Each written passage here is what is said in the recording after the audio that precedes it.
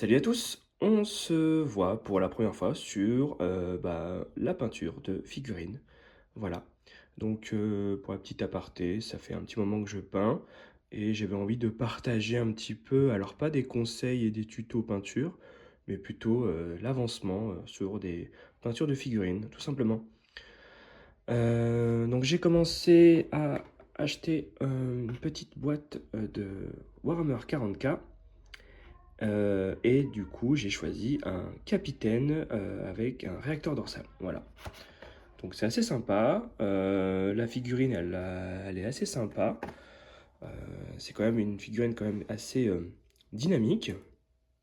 Donc c'est plutôt cool. C'était très cool à assembler. Pour l'assemblage, on a pu voir que tout simplement qu'il y avait plusieurs variants. Donc voilà, on a la version un peu classique, ultramarine, souvent mis en avant par Games Workshop. Et on a aussi un variant un peu type Blood Angel, avec un visage assez, on va dire, charismatique au Blood Angel. Et on a aussi un petit peu des détails du dos, du profil et tout. Et on voit qu'on peut assembler avec une épée énergétique ou un pistolet à plasma, ou alors une épée tronçonneuse et un bolter. Voilà. Donc moi j'ai choisi tout simplement un mixte, tout simplement, parce que je trouvais ça hyper badass, parce que moi j'adore les pistolets à plasma, et les épées tronçonneuses, je trouve ça trop chouette. Voilà. Donc j'ai commencé à peindre avec... Alors moi j'utilise de la peinture, peinture Games, hein, voilà, c'est de la peinture Games que j'ai acheté récemment. Et j'ai commencé avec du Macrage Blue. Voilà, c'est un peu la teinte la plus... qui se rapproche le plus en fait de l'ultramarine, je trouve. Et pour l'instant, j'ai fait une première sous-couche, enfin, j'ai fait une première couche de bleu, donc ça ressort pas trop mal, j'attends juste que ça sèche.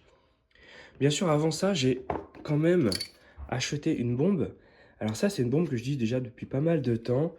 J'en ai testé plusieurs, et juste pour le partage d'un utilisateur lambda comme moi, je trouve que cette bombe-là est mieux en termes de...